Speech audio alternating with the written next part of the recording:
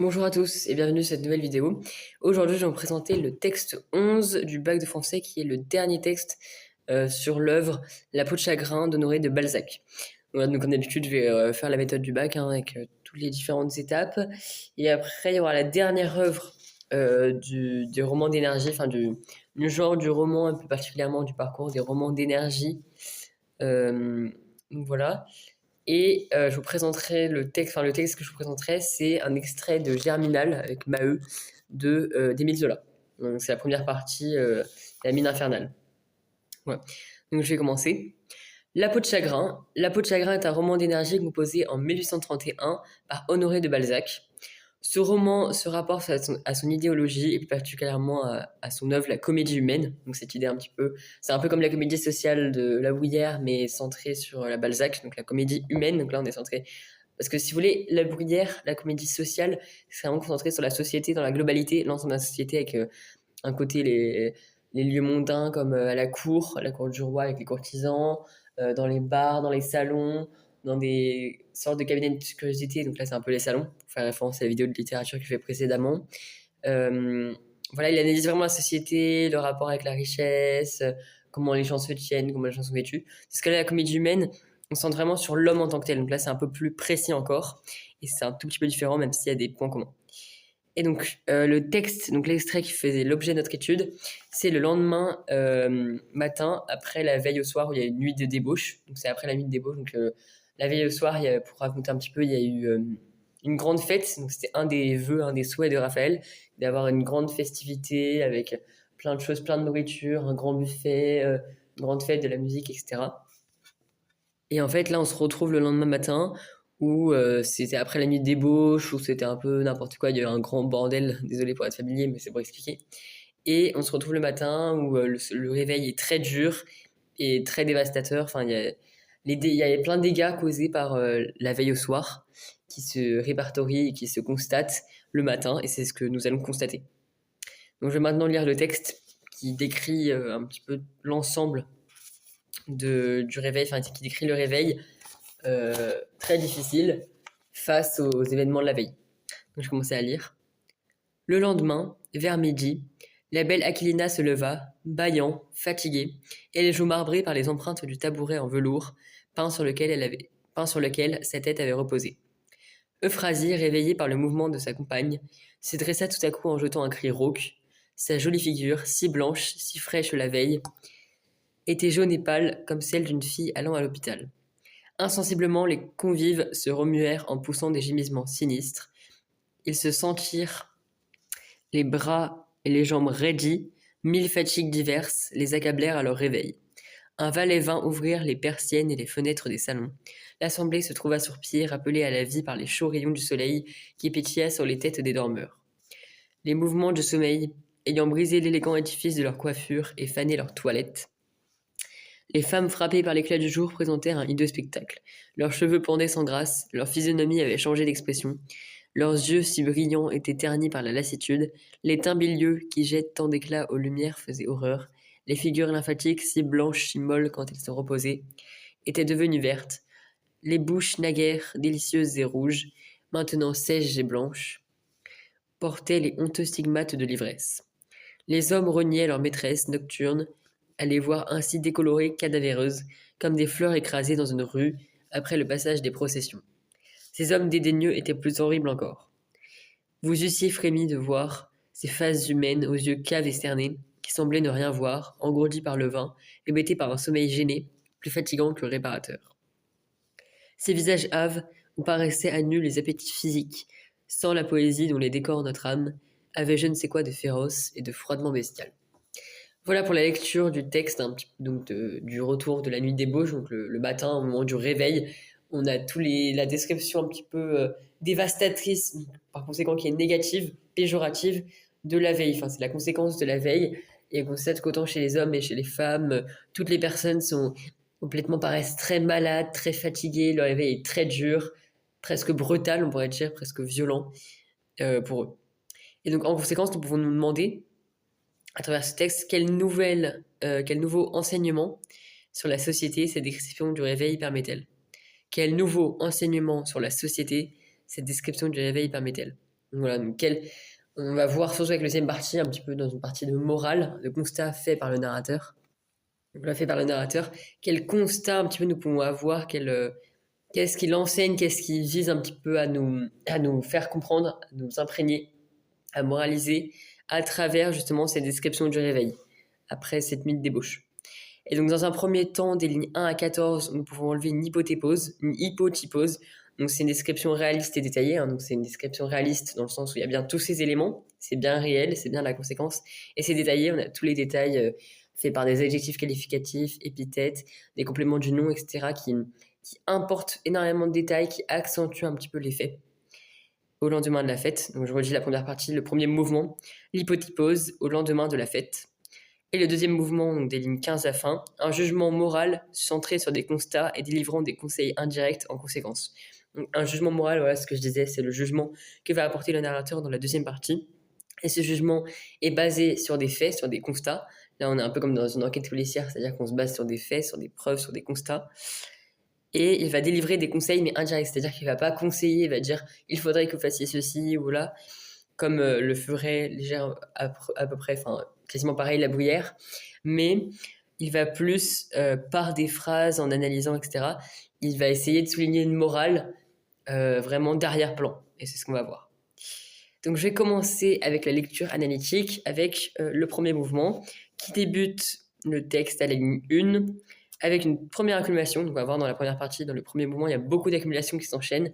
Et la première est une accumulation temporelle avec les adverbes lendemain et midi, donc le lendemain vers midi, qui nous indique un petit peu une temporalité. Donc c'est on sait, comme je l'ai introduit, qu'on est le lendemain, donc on est un jour après, il y a un changement, une interruption temporelle, on passe d'un jour à l'autre, et on est vers midi. Donc c'est pas le matin à 3h du matin, c'est pas le matin à 8h ou à 9h, c'est vraiment à midi, donc au milieu de la journée. Il y a ensuite l'accumulation qui vient contextualiser un peu les faits. Donc là, on a eu d'abord la première accumulation qui est temporelle. Il nous indique quand nous nous trouvons, quand se déroule la scène. Et après, qu'est-ce qui se passe? Ça, c'est la deuxième accumulation, marquée par différents verbes conjugués ainsi que des participes. Donc, verbe pronominal. Donc, par exemple, il y a le verbe pronominal se leva et les participes présents baillant, puis des participes passés fatigué. Donc, fatigué, joue marbré, marbré, et sa tête avait reposé. Voilà.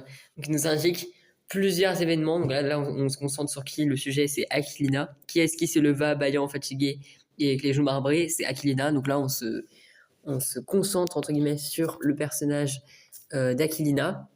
Et on voit déjà les désastres du réveil, hein.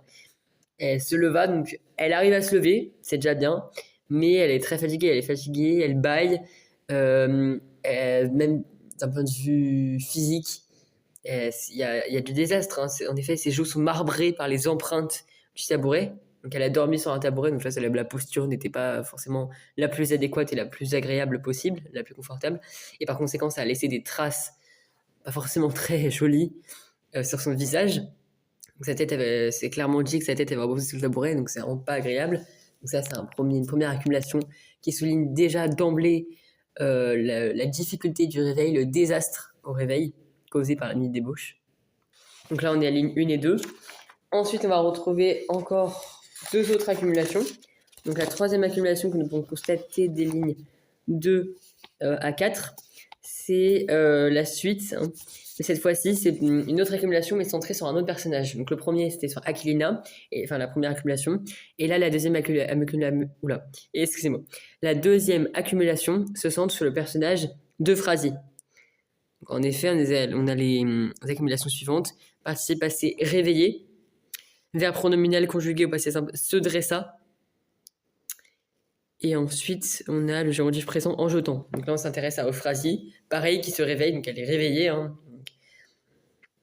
Elle c'est pas qu'elle se réveille d'emblée, parce que Aquilina, elle se leva, donc c'est elle qui se lève, elle fait l'action de se lever, tandis que Euphrasie subit le réveil, elle le subit encore plus, elle est réveillée, le participe passif réveillé indique un petit peu un effet passif, c'est-à-dire qu'elle est réveillée par quoi? Donc, le mouvement de sa compagne, c'est le complément d'agent, hein, c'est le mouvement de sa compagne, donc c'est sa compagne, le fait que sa compagne émet un mouvement, ça va la réveiller. Autrement dit, si on retourne un petit peu cette idée, si sa compagne n'avait pas fait de mouvement, Euphrasie ne se serait pas réveillée. Voilà. Ensuite, il y a un verbe pronominal qui indique une action. Se dresser tout à coup. Donc là, c'est elle qui fait l'action de se lever, se redresser un petit peu. Et en jetant un cri rauque. Donc c'est avec la fatigue, etc. Elle jette un cri rauque. Donc un cri un peu amer, un peu grave, un peu pas agréable, un peu de la difficulté du réveil. Ça témoigne encore de cette difficulté. C'est presque un cri, on pourrait dire, maladif, entre guillemets, qui est causé par cette nuit de débauche. Un cri de fatigue, un cri de rage, un cri de, voilà, un peu de fatigue, mais profonde.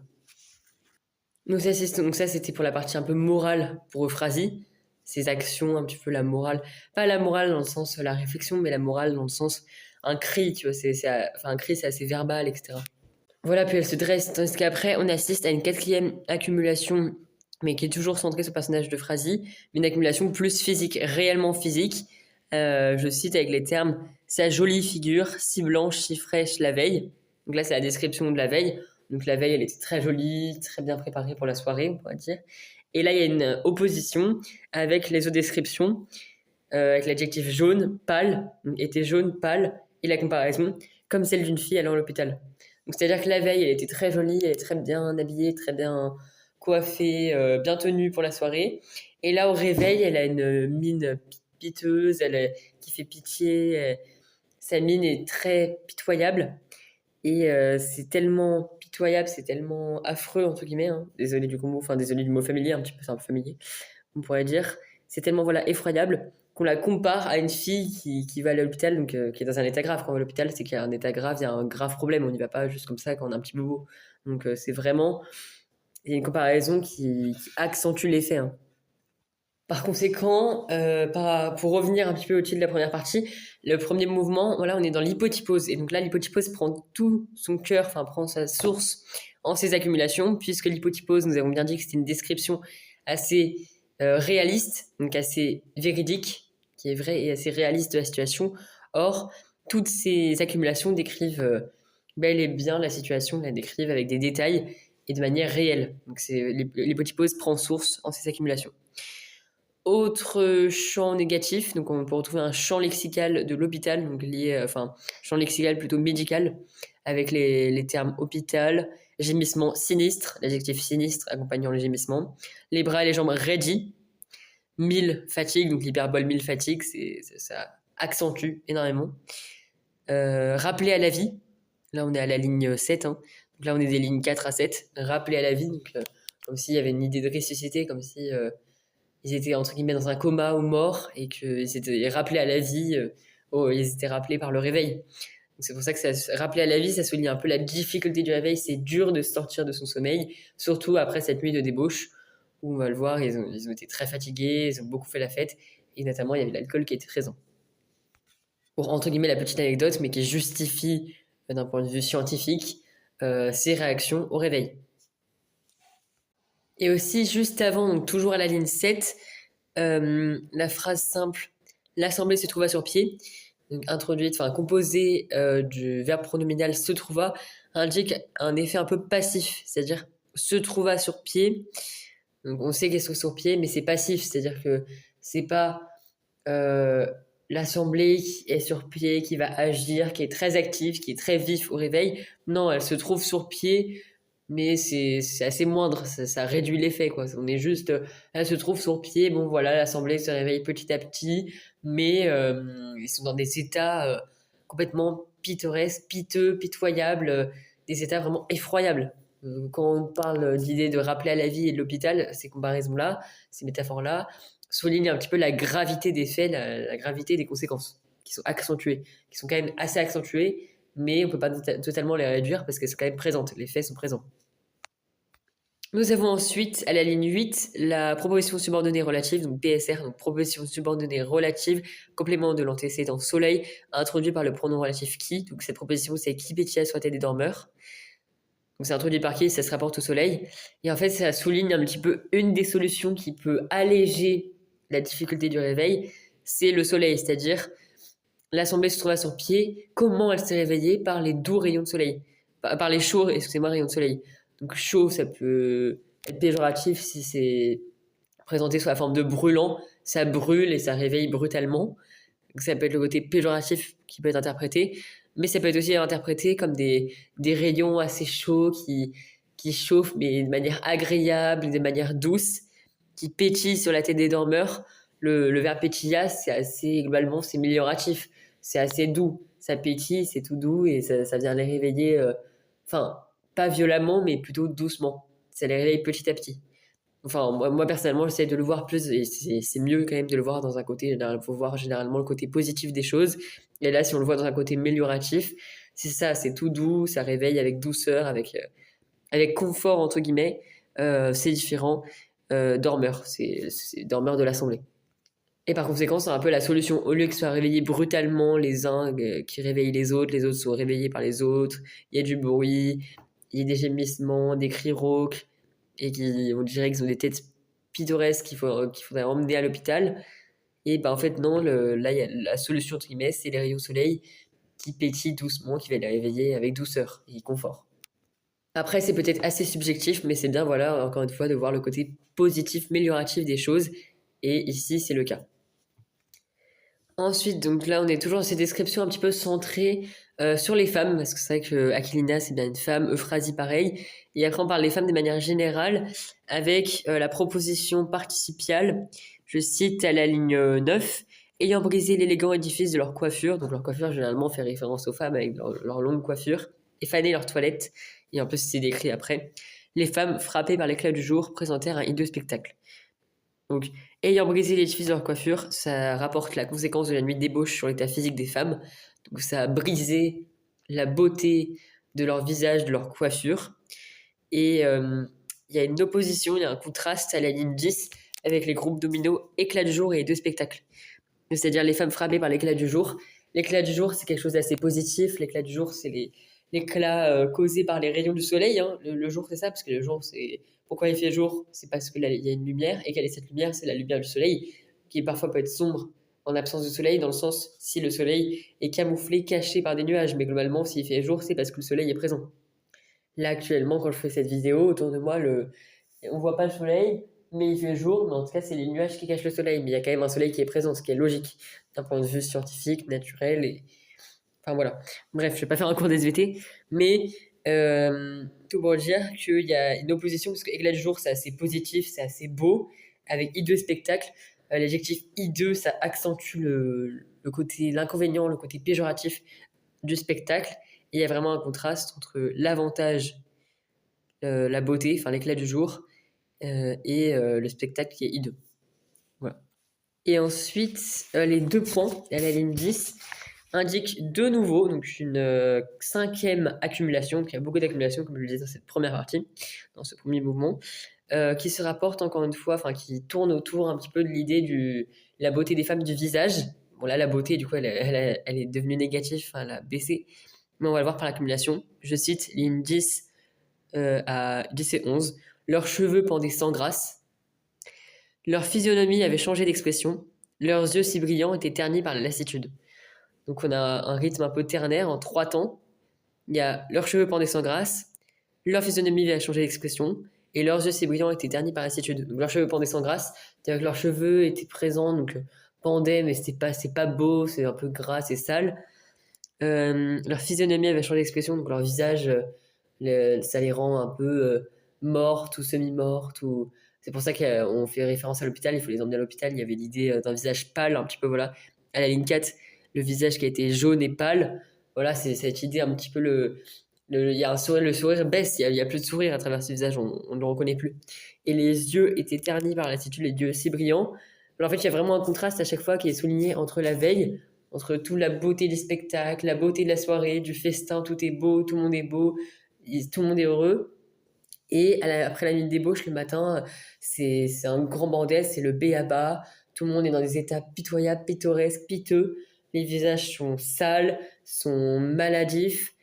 Il y a beaucoup moins d'ambiance, tout le monde est fatigué. Il y a autant des désastres moraux que physiques en fait. Et c'est pour ça que là on pourrait comparer un petit peu avec une description d'un caractère un petit peu pour faire référence justement à la comédie humaine et à la séance d'avant, enfin la séquence d'avant, la comédie sociale avec la Bruyère.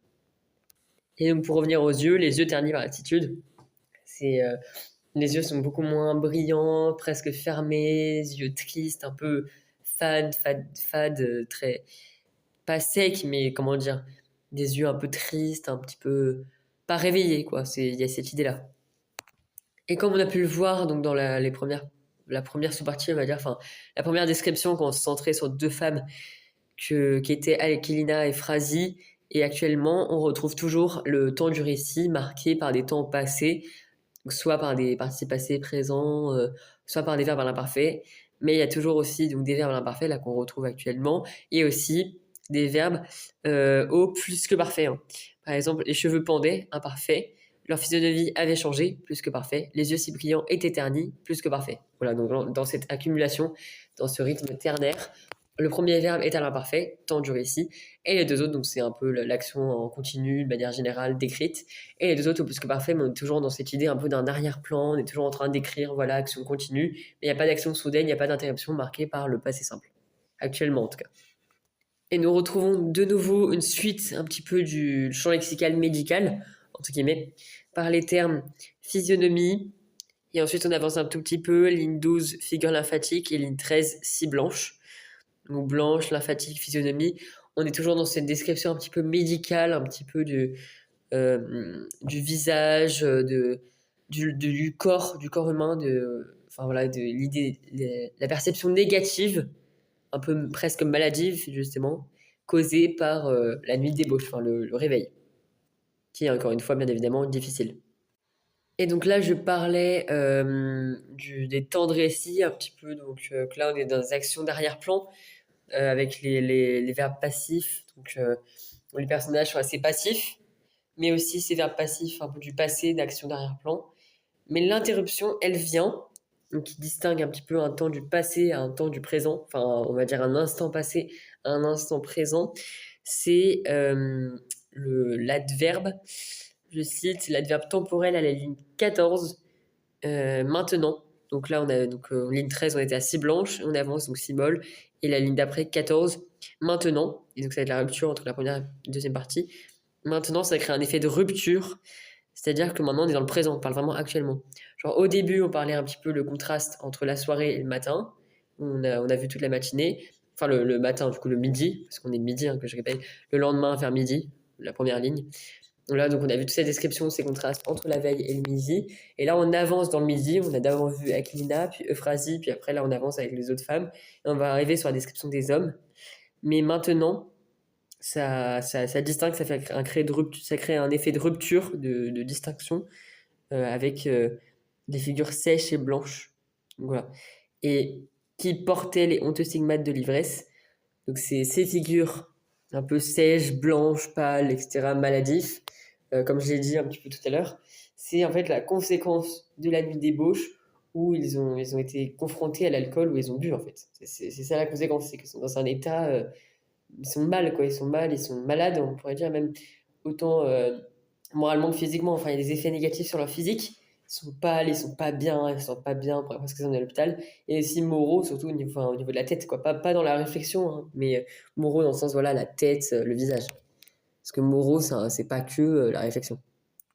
Voilà. Et encore une fois, le mot, enfin, le nom commun stigmate, stigmate de l'ivresse, donc suivi du complément du nom, hein, stigmate, enfin, du complément du nom de l'ivresse qui complète le nom stigmate, ça conclut la partie 1 en déclarant quelle est la cause. La cause de la nuit de débauche, c'est surtout l'alcool, l'ivresse.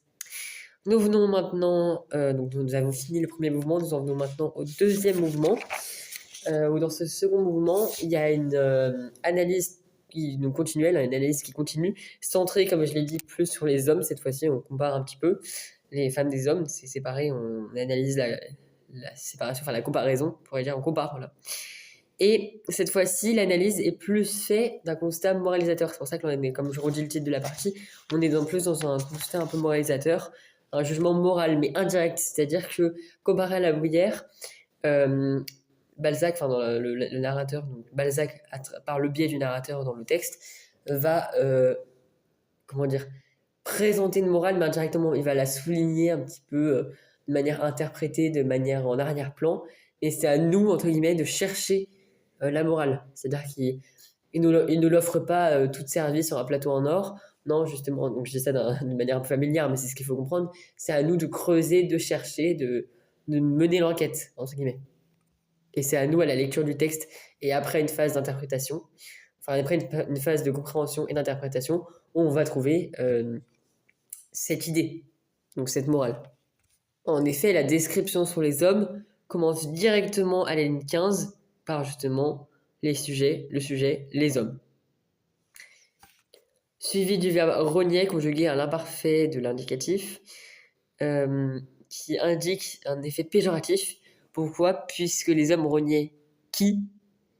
Donc il y a le COI, leur maîtresse nocturne, donc les rognaient qui? Leur maîtresse nocturne.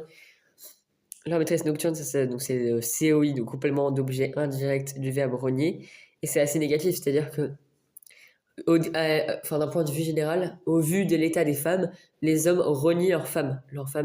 C'est-à-dire qu'autrement dit, ils sont joués d'elles lors de la soirée. Et là, ils les renient.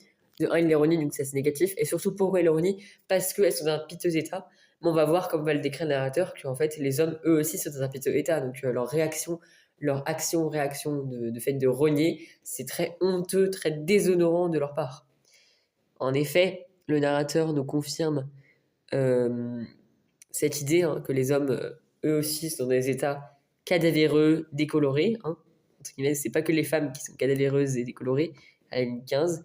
Il y a aussi les hommes. En effet, ligne 16-17, il cite par le pronom démonstratif C, ces hommes, par le déterminant démonstratif C, excusez-moi, ces hommes dédaigneux étaient plus horribles encore. Donc, le superlatif plus horrible encore insiste, accentue, surligne. Là, on n'est même pas sur souligner, on est surligné. Là, c'est surligne le côté négatif, également physique et moral que présentent les hommes, et qui est encore plus grave. Le superlatif, ça accentue l'idée que les hommes sont dans un état encore plus pitoyable que les femmes. Donc, ce qui est d'autant plus honteux et déshonorant, c'est le fait qu'ils renient les femmes alors qu'eux-mêmes sont dans un état complètement effroyable et même pire, donc souligne le narrateur. Et donc ici, le narrateur paraît omniscient dans le sens où il sait tout. Il constate, c'est pas qu'il sait tout.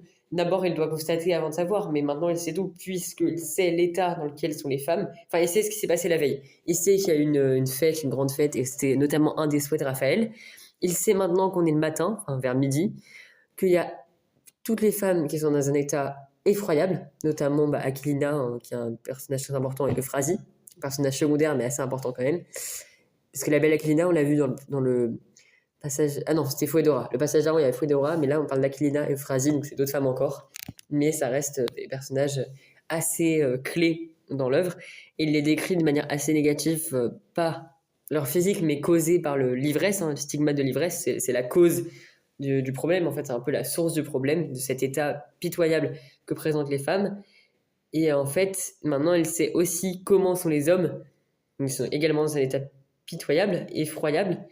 Et le plus grave dans cela, c'est que les hommes se croient supérieurs, se croient dans un état totalement correct, moins pire que les femmes, alors que c'est le contraire. En effet, le superlatif, comme on l'a dit, ça insiste sur l'idée que les hommes sont encore pires que les femmes. Et donc maintenant, il sait tout. Il sait qu'est-ce qui s'est passé la veille, qu'est-ce qui se passe maintenant. Il sait comment sont les hommes, comment sont les femmes, et quelle est la comparaison, la réaction des hommes vis-à-vis des femmes. Voilà, donc c'est pour ça qu'il est omniscient. Et la morale qu'il peut souligner, ce qu'on peut interpréter, c'est que avant, donc je le dis de manière très familière, avant de regarder les autres, il faut se regarder soi-même. C'est-à-dire d'abord on s'occupe de ses affaires, c'est-à-dire on voit dans quel état on est, avant de critiquer les autres. Donc avant que les hommes renient les femmes, ils devraient d'abord, pourquoi? Enfin, pour quelle raison? Parce qu'elles sont dans un état cadavéreux, décoloré, qu'elles sont, etc., dans un état pitoyable. Et les hommes devraient d'abord se regarder eux-mêmes avant d'agir. C'est-à-dire ils devraient réagir d'abord vis-à-vis d'eux-mêmes, ils devraient constater eux-mêmes qu'ils sont dans un état complètement pitoyable, et ensuite se permettre de critiquer et peut-être, probablement, de les renier. Mais c'est pour ça que là, il souligne vraiment cette idée de regarder d'abord soi-même. D'abord, on s'intéresse à soi. Soi joue un rôle important ici. On pourrait presque ajouter un rapport philosophique dans cette idée du soi. Il y a le moi, le soi. Et ensuite, la distinction avec l'autre que moi, c'est quelqu'un d'autre. Donc justement, là, les autres que les hommes, c'est les femmes. Et pour décrire ces hommes, c'est bien, il emploie le superlatif, donc c'est bien, mais nous, évidemment, en tant qu'enquêteurs un petit peu du texte, nous voulons des preuves, des faits. Et ils sont là, juste après. Vous eussiez frémir de voir ces faces humaines, donc à la ligne 18, aux yeux caves et cernés. Donc yeux caves et cernés, ça veut dire un petit peu yeux. Donc les cernes, un cerné, c'est-à-dire qu'il y a des cernes, une espèce de bosse un peu violette sur les yeux, là, vous voyez. Donc les yeux un peu pliés, un peu il y a des mal de yeux qui semblaient ne rien voir. Donc la profession subordonnée relative qui semblait ne rien voir, introduite par le pronom relatif qui se rapportant au nom commun, enfin au complément du nom yeux, donc les yeux, les yeux, enfin un œil des yeux, donc voilà, se rapportant aux yeux, apporte le côté négatif et souligne que les yeux sont tellement abîmés, leurs yeux sont abîmés, sont fatigués, qu'ils ne peuvent presque rien voir. Donc ça, c'est un premier élément physique, les yeux abîmés. On a ensuite engourdi par le vin, donc c'est pas les yeux qui sont engourdis par le vin, mais c'est un petit peu l'idée du visage, du corps qui est engourdi par le vin, engourdi par la fatigue. Engourdi par le vin, c'est un peu ce côté, un petit peu la fatigue, l'état second qu'a causé l'alcool. Et hébété par un sommeil plus gênant que réparateur. Hébété, ça souligne, pareil, c'est c'est un participe passé qui souligne un petit peu le côté pitoyable et surtout enfin, qui présente le côté fatigué du visage, qui met en valeur, qui met en exergue, en avant la fatigue comment dire, présente le visage. Donc voilà. Et ensuite, le deuxième superlatif plus fatigant que réparateur, le comparatif, excusez-moi, de supériorité plus fatigant que réparateur, on indique encore une fois la difficulté et la déplaisance du sommeil, c'est qu'il a été plus fatigant que réparateur. C'est-à-dire, en fait, ils ont dormi, mais au final, ça les a plus fatigués que de les réparer, les soigner, entre guillemets, après la nuit de débauche. Et le dernier adjectif, hein, ligne 19, toujours ligne 19, c'est visage hâve. Hâve, ça veut dire un petit peu abîmé, un peu amaigri, voilà, c'est visage tout fin, ouais, ça amaigri, pas bon état, dans un état pitoyable. Donc c'est le dernier élément qui souligne un petit peu leur visage qui sont complètement fatigués, même qui sont plus pitoyables, plus honteux enfin, qui paraissent dans un état plus de pitié, encore plus pittoresque que les femmes. Voilà pour ce deuxième et dernier mouvement. Nous pouvons maintenant venir à la conclusion. Donc nous avons vu un petit peu ce réveil qui s'étend à travers tout le texte, qui présente la réalité et qui est la conséquence de la nuit, enfin de la veille, donc de la nuit de débauche, du grand festin, où il y avait malheureusement cet ingrédient entre guillemets négatif qu'est l'alcool, qui leur a causé des états seconds très négatifs, presque maladifs. Et donc toute cette partie, notamment la première partie avec l'hypotypose, décrit avec beaucoup d'accumulation. C'est vraiment la figure de style, le procédé littéraire qui ressort le plus, parce qu'il est quand même utilisé 5 fois, l'accumulation sur différents termes, employé évidemment donc, composé d'adjectifs qualificatifs épithètes, adjectifs qualificatifs épithètes apposés au nom, attribut sujet, des compléments du nom, compléments du verbe, etc. Toutes ces figures de style, mais symbolisées dans les accumulations, enfin contenues dans les 5 accumulations, représentent la partie dans la globalité et soulignent un petit peu tout l'inconvénient, tout le côté déplaisant, presque horrible de cette scène, qui est la conséquence de la veille. Et on constate, enfin, ça met en exergue toutes les défaillances, toutes les difficultés de se réveiller. Et il y a peut-être aussi une morale un petit peu, ça pourrait être en ouverture, sur un petit peu l'inconvénience de l'alcool. Mais ça reste un autre sujet qui pourrait paraître philosophique ou presque scientifique. C'est l'inconvénience de l'alcool, les ravages, les dangers, les côtés destructeurs, dévastateurs de l'alcool. Mais ça, c'est un autre sujet encore, mais ça pourrait s'y lier en ouverture. Et nous avons vu ensuite le jugement un peu moral qu'apporte le narrateur, donc enfin Balzac par le biais du narrateur qui paraît omniscient en deuxième partie, où il compare les hommes et les femmes, et notamment il souligne que les hommes aussi dans un état pitoyable, encore plus abondant, encore plus intense que celui des femmes, et par conséquent leur action-réaction du fait de renier des femmes est totalement honteux, incalculé, déplacé, inadéquat, déshonorant. Tous les adjectifs qualificatifs négatifs qu'on peut employer sont adéquats d'utiliser, puisque c'est très, très horrible, très honteux ce qu'ils ont fait. Et en conclusion, nous pouvons comparer, créer un parallèle entre le portrait de Théodecte, donc de la Bruyère, et le texte, puisque dans le portrait de Théodecte, on sait que l'auteur qui est moraliste, donc la Bruyère, quitte le portrait. Il dit, je cite approximativement: «Je cède, enfin je disparais», enfin je cite même précisément, je m'en souviens: «Je cède, enfin je disparais».